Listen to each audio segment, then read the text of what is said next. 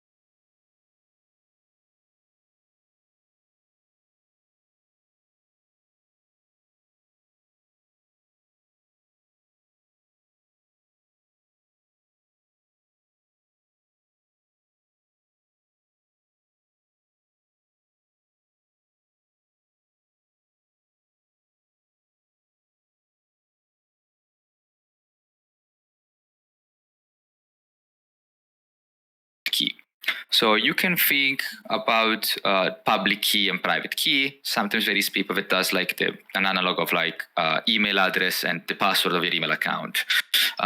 Maybe a better example is to the mailbox example. So your public key is your mailbox address. So it can be known, and once it's known, people can send mail to you. Your private key is your mailbox key. So only people that have the key to that mailbox are able to open and read the content of that account, of that mailbox. It's very important to understand that what we need to keep most secure, what we need to keep most safe is our private key, because it's the only way to access our account. If we lose our private key, there is no way we can access the mailbox, the crypto account. So it's very important for us to find ways to store our private key and not lose it, first of all, but also to not make it impossible to find, impossible to know to other people. Just a little bit of history about how wallets are created. There is, let's say, this kind of like complex algorithm that works with asymmetric encryption. And what they do, they spit out two things. One is your public address, in example of Bitcoin. Like in the early days of Bitcoin, there was these paper wallets that you were creating and just printing out and then destroying or keeping with you.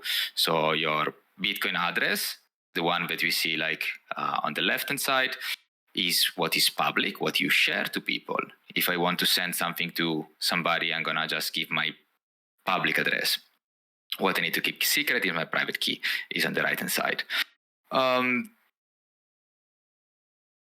So because it was quite complicated to use these, to remember this secret private key, then, let's say like there was something called BIP39 that was called like mnemonic phrase. And this one here. So remembering a long and storing a long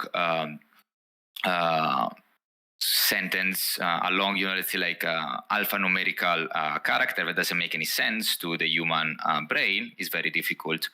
So then what we started to do, we said, okay, let's find a way to use mnemonic words. So to allocate like an alphabet. So we use like English words, and each English word is like converts to a series of numbers, and this series of numbers then become a string of alphanumeric letters, and this string of alphanumeric letter becomes a private key. Actually, because we were thinking it's quite also difficult. Every time I need to generate an account, I need to create a new, I need to spit out an algorithm, create a new set of private key. And if I have 10 accounts, I need to remember 10 different private keys. So what from, let's say like another important update into the Bitcoin community was the BIP32, that was the idea of using a master password to create a series of accounts. And I think I have it here somewhere.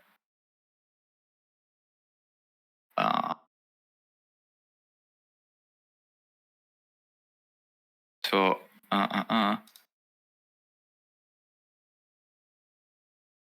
yeah, for example. So we can think about this master seed that is created, and then we create a path. And with this path, we can create a lot of different accounts, and each account has its own public key and private key. And so we create a chain of wallets. So we have to remember only one single master password, one single master key to create a lot of different wallets. If we want to see that in practice, I've created a simple account here. So for example, when you create a temple account, I think you're all familiar with either MetaMask or Temple. They work pretty much the same. You create an account and you create a seed phrase. So now I'm gonna share my seed phrase with you. Of course, it's just an account that I created now. Don't ever share on a screen, shared screen, your seed phrase, because it's the last thing you need to do.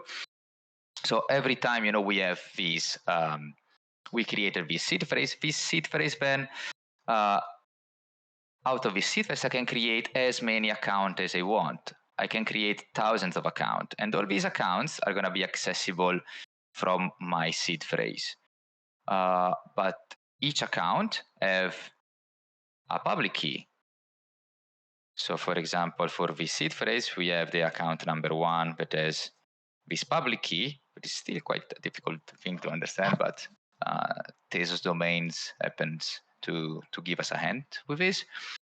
And also, if we check into the setting, we can reveal our private key.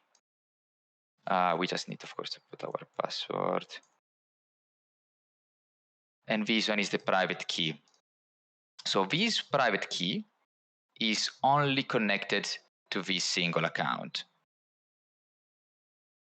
And they works in pair. So this one is the public key. This one is our public key. And this one is our private key. So, for example, if I'm gonna post this one into our chat right now,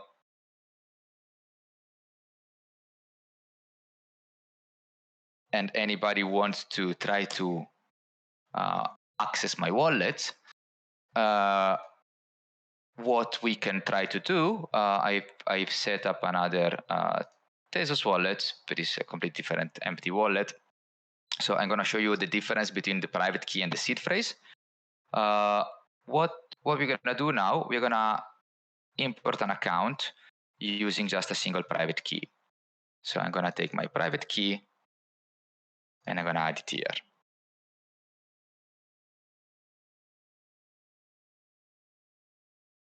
So now I have straight away access to this account that have 2 Tezos in it. That is this account that I created into this.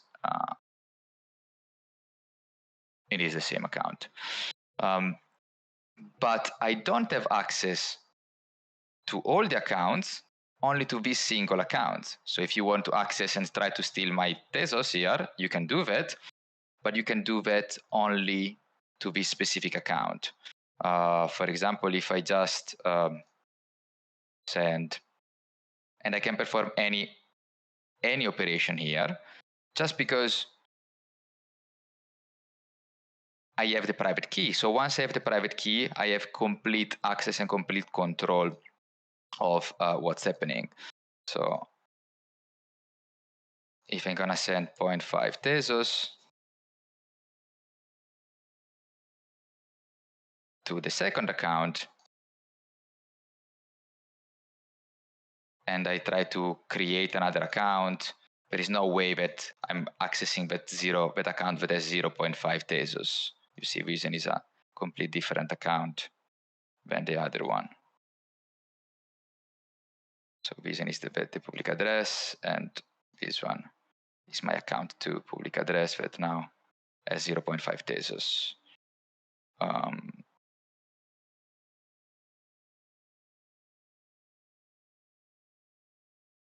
But on the other hand, if somebody gets my seed phrase here, he can access all my accounts.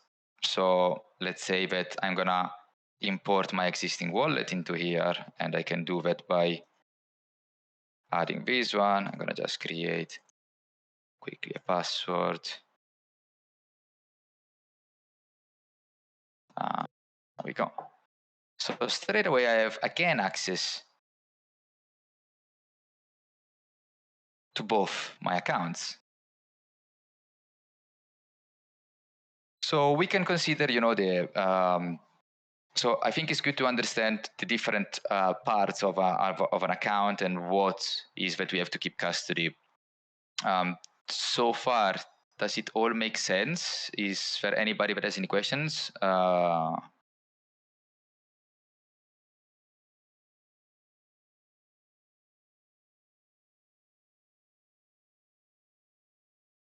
And please feel free to interact me at any time.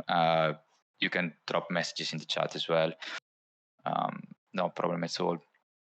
So now something else that we need to understand when we are setting up and securing our assets is where are your coins and NFTs stored? So if I will ask this question to you, who will be able to answer? So where is your NFT stored?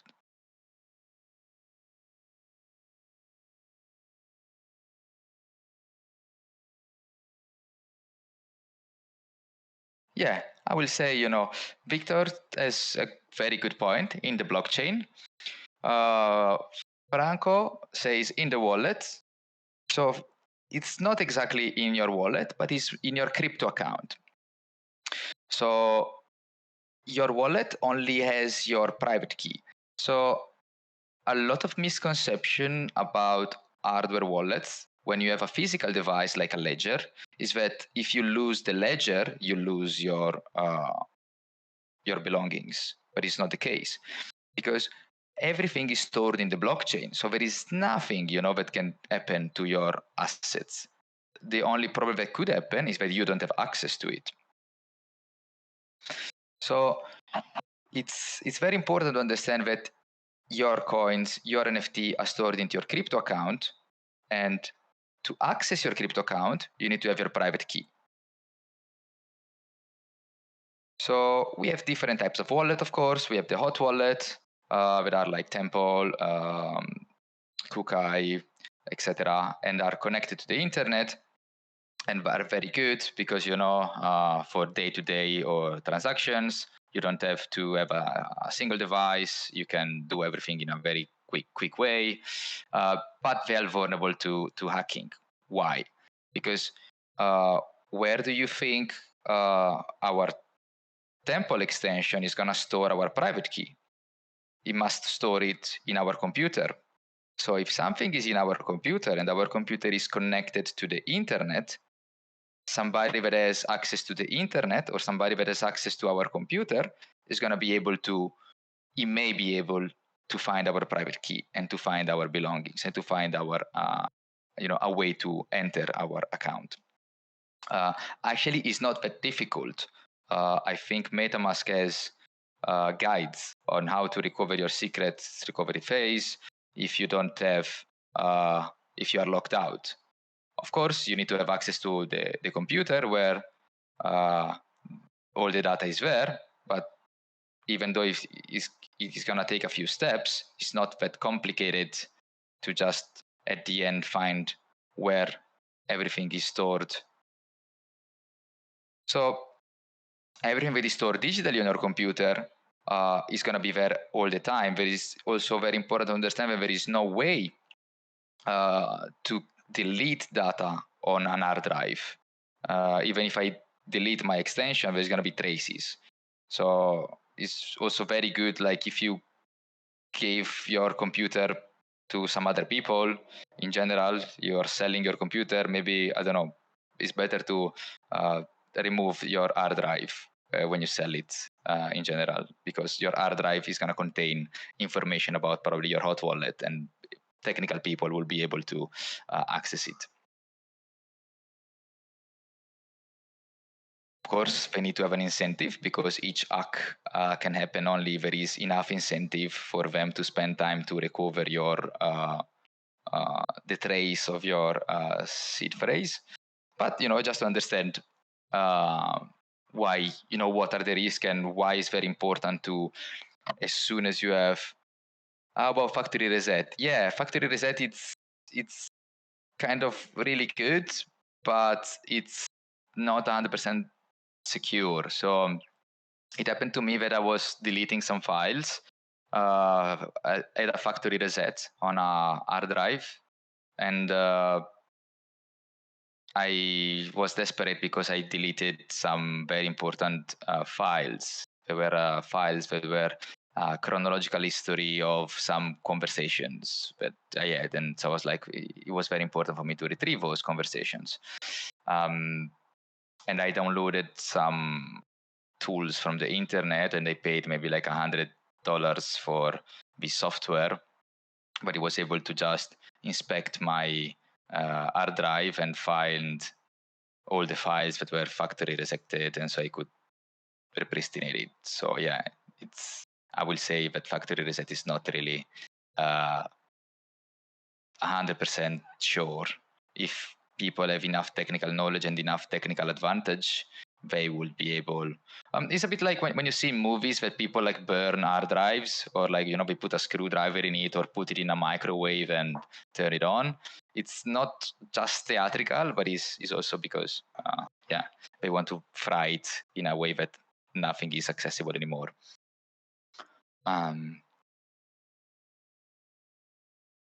Yeah, put the hard drive in the water. Yeah, it's a good way. I factory reset also a lot of information. Yeah, I can have a look. I should have I should have some the not installed the driver, but I still have the email. So if I do a bit of research, send me a message afterwards so I don't forget, Leila. Just to carry on with this, so what's happened now that I want to have my hardware wallet? So every time we want to secure things that are enough, let's say like valuable, it's good to use hardware wallet. And what does the hardware wallet what do hardware wallet do to make it impossible for people to know our private key, even if they have access to the internet and even if they have access to our computer? So the private key is stored into the hardware device, and the hardware device connects to the computer, but never reveals the private key to the computer. It also works a bit like if you think about your mouse points to the computer, but your computer doesn't point back to the mouse and doesn't know what is inside the mouse. The information that are is just a one-way flow of information. And the private key is always stored securely and separated from any access. So there is two ways in general to when people start using hardware wallet. One is to create a brand new account, Ethereum account, and then transfer manually the valuables there. Another option is to remove to transfer basically your hot wallet into your hardware wallet and delete every information from your computer, hoping that nobody's going to hack your computer physically. So at some point I was speaking with this collector that had thousands of NFTs on Ethereum, and he was scared because he was thinking, I have thousands NFTs, and gas on Ethereum is not ideal to transfer so many things. And it was like, it's going to cost me a fortune to transfer all the NFTs to a hardware wallet. And so then, I said, okay, it's not the only way you can approach this. What you can do, you can import your seed phrase into your hardware wallet and then delete your MetaMask account, your Temple account, everything, delete all the traces on your computer, and don't give this hardware wallet to anybody, and it's going to add a level of security, but it's not going to be, let's say, like as safe as creating a new wallet. So the best way to have hardware wallets and cold storage in general is to create it from scratch. So the seed phrase that is associated with cold storage is never exposed to a computer or never exposed to internet. So the only way that you are gonna basically do that, you're going to just do it physically, maybe like on a piece of paper, storing the information, or storing the information on some metal tools that are very good as well. Let me just see. I think Ledger has some.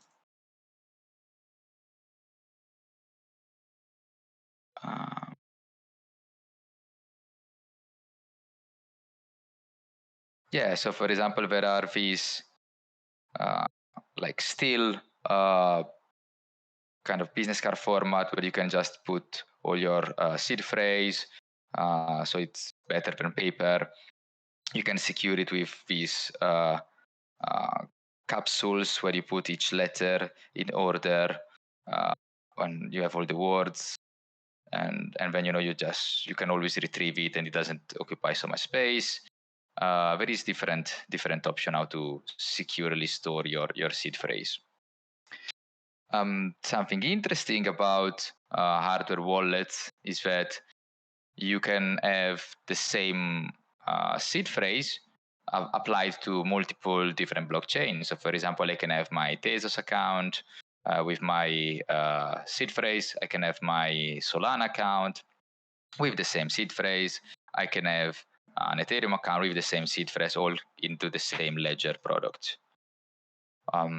So I believe you should have received a ledger already. How many of you do have the ledger? Did receive the ledger? And how many of you actually have the ledger with them right now and would like to set it up?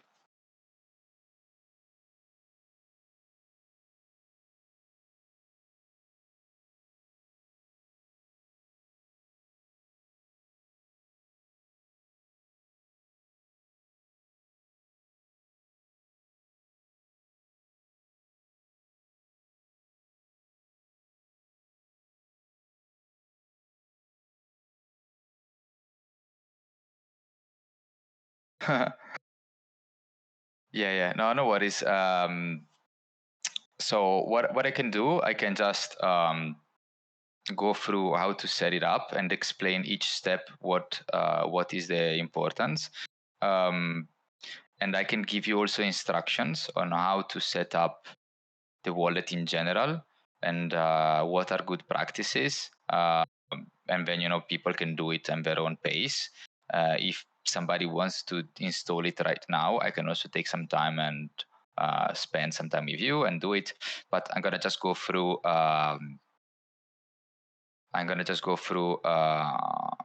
What are the steps. I believe you got the Nano S. Is that correct? Was the Nano S the yeah, perfect. So there is actually this video that I'm gonna just put into our chat right now that explains a step-by-step guide on how to do that. But I think it's good to just go through it straight away. So first of all, we should install this Ledger app. But if you basically go to ledger.com/start, it prompts to download this software. This one is a software that helps you to interact with your ledger, and also how to set it up. What is interesting about the ledger or any other wallet is that after you install this one, and it's gonna just probably give you like a bit of tips, like stay offline, don't do this, don't do that, don't copy your seed phrase. So normally to just set up a wallet, it takes between 20 to 30 minutes. Is the one type setup with Ledger? Yeah. So once you set up your ledger, you can set it up again and again and again if you want to rewrite on top of it. So the the basic concept of the set. Can you link different wallets after? No. So to the Ledger Nano S, you can set up only one single seed phrase. So one single seed phrase can be just one single chain of wallets. So for example, if we think about our Temple wallet that was in this account, if I use this seed phrase, there we go, then I'm gonna put into my other wallet all these account 1, account 2, account 3, but only the ones that are associated to this seed phrase. So why it does take around 30 minutes to set up your wallet? Because we need to first of all save all the information and store it securely. So our seed phrase, we need to make copies, and normally it's a good practice to make 2 different pieces of papers and write each single word of the mnemonic phrase, and it's 24 words, one a ledger, to have a very good security on a piece of paper. And also, we need to Ledger want to make sure that we know our seed phrase. So as soon as he's gonna prompt us all the information, he's gonna also ask us, hey, what is your first word? What is your second word? So let's have a look at how it works. So yeah, so first of all, 30 minutes, take your time, grab a pen, and be focused, because you don't want to do any mistakes with this.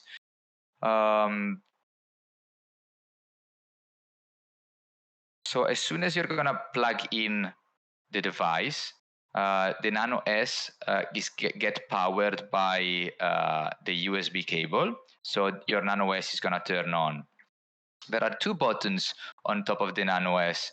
These 2 buttons are the only thing that you can use to interact with your Nano S. Why there are these 2 buttons? Because normally, if you have a keyboard and you press the key R, the key D, the key S, and somebody has something called like a keylogger, your computer knows exactly what you're typing. So if I will just type my seed phrase, and I will just type my seed phrase like I do FIRM, because I'm typing my first word into the ledger, then I'm gonna have a compromise my security, because it's clear what I'm communicating to the ledger. But if I'm just using these 2 buttons, up and down, and every time I press a button and somebody is listening to my information, it's gonna have just up, up, down, up, down. And yeah, good luck with that, to understand what am I doing on my ledger. So I think, when you have like this one, the right key goes on the right, left key goes on the left. Both keys basically set it up and makes like is an enter, like a confirmation. So when you open and get this screen, here is when we decide what we want to do with this ledger. So if this ledger, you want to set it up with a new private key that doesn't exist anymore, you're gonna just set up a new device. And let's say that you are kind of like very scared about losing your ledger, or let's say that you want to have a ledger with you, and a ledger that you carry around, and a ledger that you keep in your safe, because you want to have increased security, you don't want to lose it. You have 2 ledger with the same seed phrase. So what you're gonna click here is gonna be, you're gonna go right here and you're gonna set up import seed phrase. The same process that happens when we did import our Temple wallet before. So now when we start to set up a new device, we're going to just choose a pin. This pin, it's important to access the ledger. It's important to confirm transaction. So you want to do something that you want to choose a pin that you remember. Don't put your date of birth or this kind of like silly pins, because it's gonna be like as soon as somebody has access to your pin, they're gonna be able to use your ledger even without knowing your private key. So we can compare the pin to the password of the Temple wallet. So if I lock my Temple wallet and I want to access it, I can just put my pin in, and then I can unlock it, and then I can do transactions because my wallet contains my private key, so it knows already my private keys. So the same is for the ledger. The ledger contains my private key, and my pin is the way to unlock the usage of the private key. So everything we do on the ledger is going to ask us twice. It's going to ask us to enter the pin. And you see, it takes a bit of time, to just go left and right, to set up the numbers. And then the device itself is going to generate a 24-word phrase. This 24-word phrase is generated for the first time into the ledger using one of those complex algorithms that we discussed before. So there is no other traces of these 24 words apart from this hardware wallet. It's contained into this hardware wallet. So now the screen is going to tell us what are these 24 words, and what we need to do. We need to make sure to store this one and to make a couple of copies and keep it safe. So there is one way is to use what is called a recovery sheet that is included into your hardware wallet, that gives you a good level of security and storage. You just need to make sure to write all the words in here, put it in a safe place. But of course, if somebody has access to this, has access to your seed phrase, and has access to your account. So there is more complex way to store data that I will not recommend using if you're not an expert, especially if it's the first time using a ledger. This one is perfectly fine. But just for you to know, a good way is, for example, to split the seed phrase into different piece of paper. So when you have like half here, half in another time, put the piece of paper into different locations. Another option is to use a cryptographic algorithm to encrypt your seed phrase as well. So I think there is like something.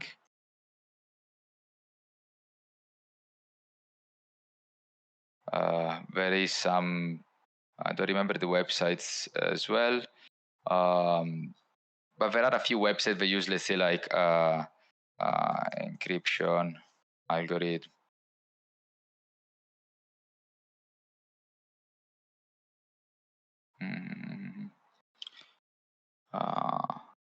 Well, cannot find it right now. But you can just basically use some online tools to create your encryption algorithm to encrypt your words as well.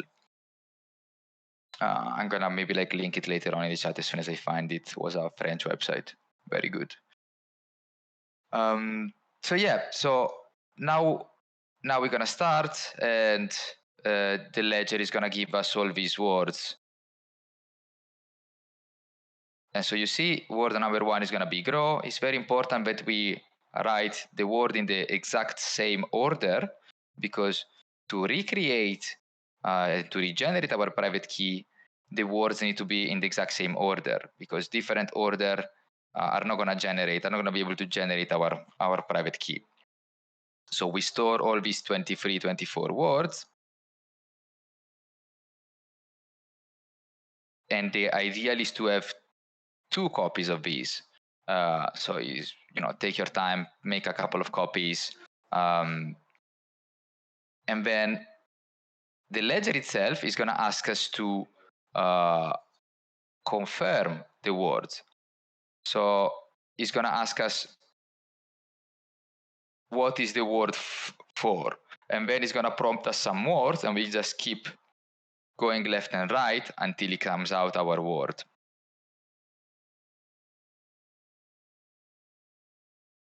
So once we have one word, then we're going to repeat it. Of course, it's taking a lot of time because this idea of like selecting words is not like typing that is very fast. It's not like it doesn't have a visual, but we're just using two buttons to do so.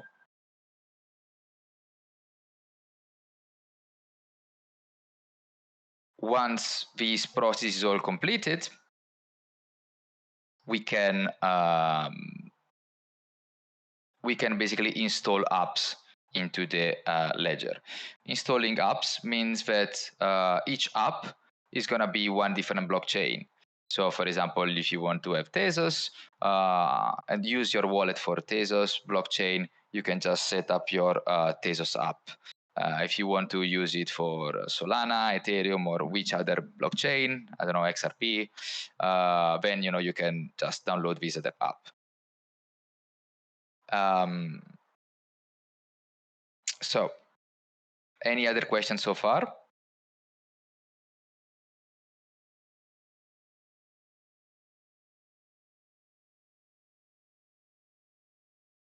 Yeah. So, I think the most important thing to understand is that the private key and the seed phrase is what is in the wallet.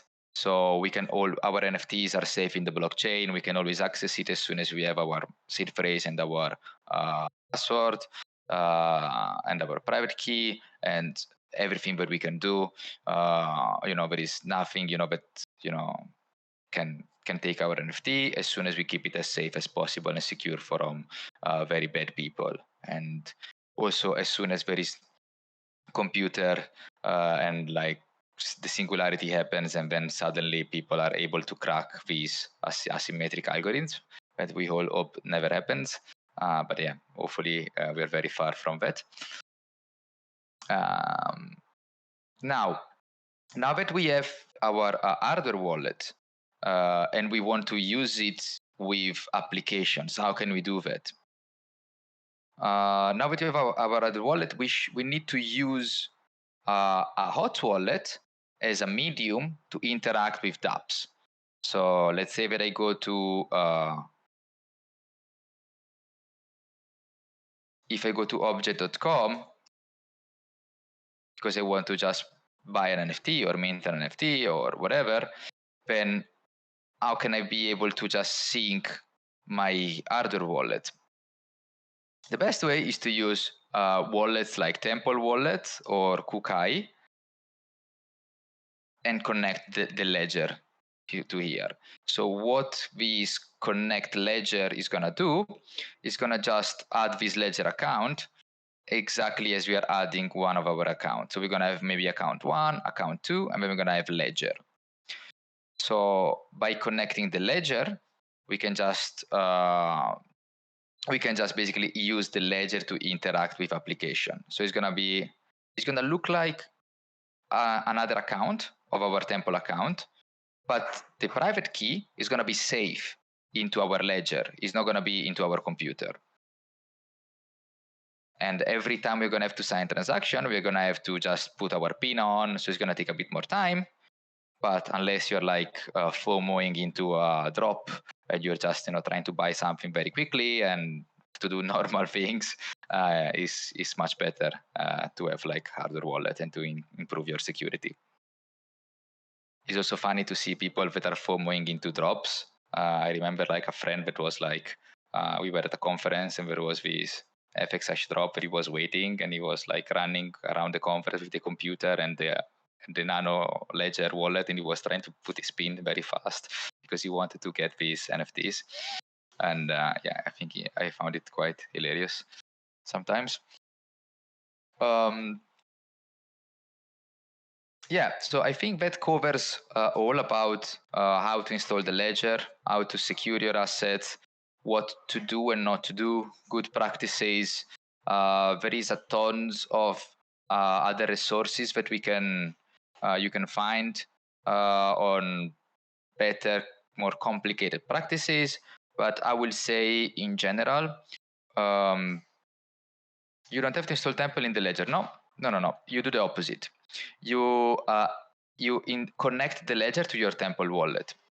So it's a good practice to always have two wallets, for example. So you're gonna have like a hot wallet and a cold wallet. And what you do, the hot wallet, for example, what you can do, you can transfer funds to the cold wallet to the hot wallet. So there is, I don't know, let's say like minimum funds, and then to the cold wallet you have maybe like all your, let's say like precious NFT and I don't know, all the other funds. So potentially if you do this, you don't even need to connect the cold wallet to Temple. You can just use the hot wallet for day-to-day operation and then transfer in and out things to the cold wallet. This it works really good with blockchains like this method of having one hot wallet and one cold wallet that don't interact normally. You don't use the cold wallet to your ledger to interact with dApps, with applications. This one is a method that works really well with blockchains like Tezos or Solana that have a very low blockchain transaction cost. So low gas fee, baking fee, whatever you want to call it, because each blockchain transaction always have a cost. So if this cost is very low, marginal, it's not going to be a problem for me to transfer in and out things from these two wallets. But if the costs start to become a problem, like if I just have to pay $50 to transfer my NFT to my wallet to another wallet, then you want to be able to connect your wallet and interact with your cold wallet directly. So yeah, so what you do the opposite. You have a MetaMask account that acts as a proxy, and then you connect the ledger and you have another account. I'm not sure if I have a ledger connected in here into one of these Temple accounts that I have. But yeah, so basically like the way it's gonna look like is gonna be account 1, account 2, and account ledger. And then you select account ledger and you can use the ledger to interact with dApps.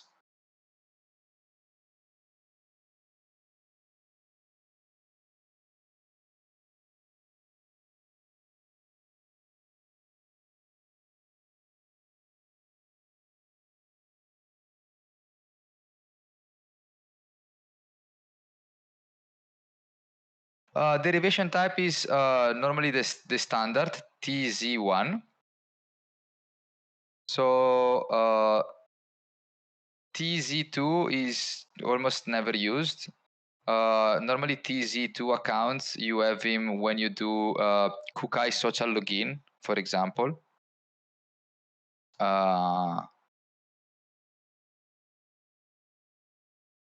TZ free, it's something that is probably you're never gonna see. So if you just keep, derivation type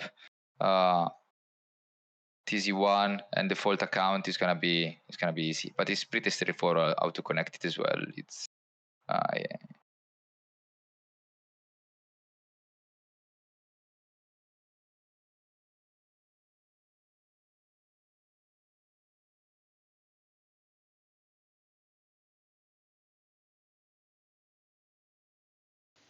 Does anyone have any other questions?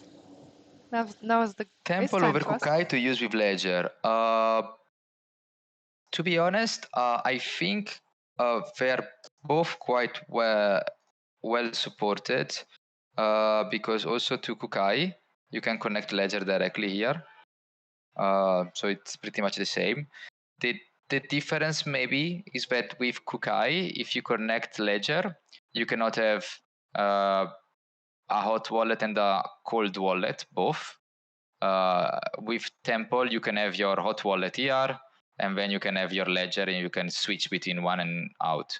With Kukai, once you connect the Ledger, you need to go out and import another wallet and connect the hot wallet, because the way Kukai works is just is a browser wallet. It's not an extension, so it just works within the browser. I know there is another very good wallet is Nan.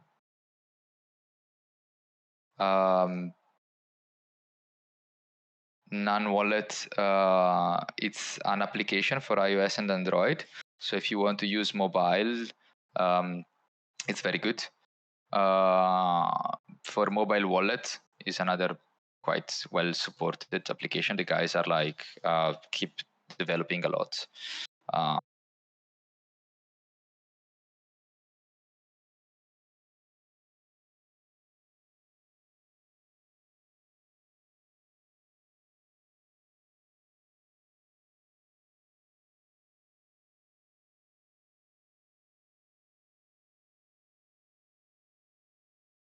So in general, I will say like if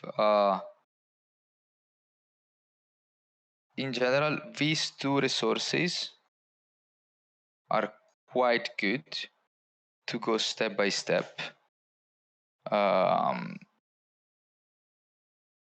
Ledger does quite a good way to explain things in depth and to get to get it installed and to get it on. If you have any doubts, or if you want to have more complex solution, for example, importing your existing wallet into a hardware wallet, you can also reach out to me. I'm happy to spend some time with you and explain what is a good technique to secure your wallets.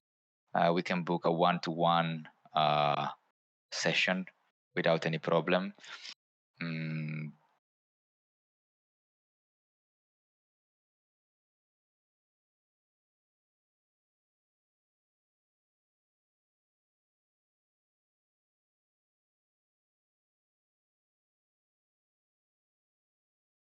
But as I said, I think the most important thing is that you understand the concept of private keys, seed phrase, storing, and safekeeping of your information and private keys.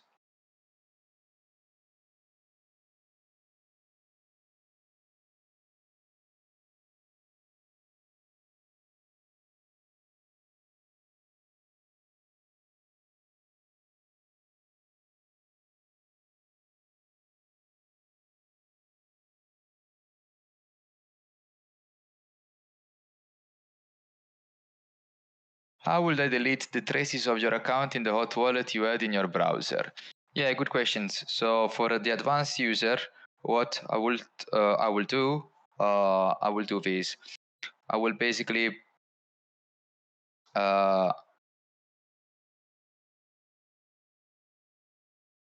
recreate the same wallet, reinstall the same wallet using the same path. And basically, because usually what you do, you can retrieve the last version of something that was saved. So if you just reinstall many times the Temple wallet with creating different wallets, slowly your real seed phrase is gonna be very far away from the hand of people. So for example, let's say that your hot wallet was installed on Edge browser or whatever. So Vision is my real hot wallet. So now what I do, I'm gonna just what is it? I'm gonna just remove the extension and install it again. So if I go to like Temple wallet, so So now if I install it again and I create a new wallet, so now it's gonna overwrite the information into the same location, but it's the default location into my computer with this new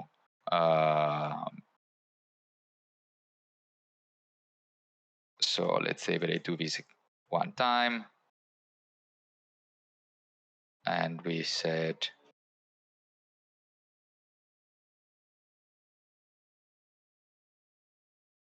this one.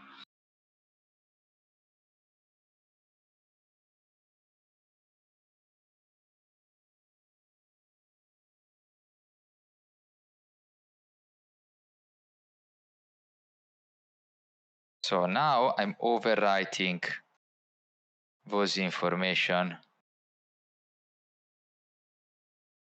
on my computer. So now I'll do that again, I'll do that again, I'll do that again a few times.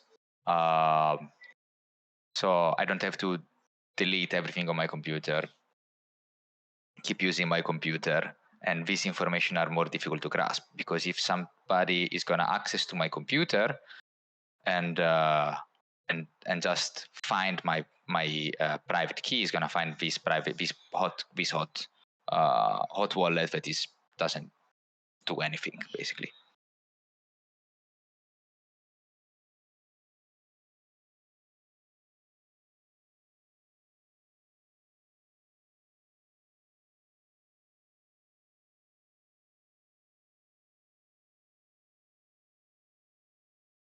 Yeah, so I hope this was helpful. I hope I didn't raise even more questions than before. Sometimes it could happen when you speak about technical things. If there are no more questions, I think we can close it up here. We can wrap it up, and feel free to reach out to me anytime. And let's say like we can, as I said, if you need help, if you feel like you want to understand things more in depth, let me know. We can spend some time together. I will be really happy to do this.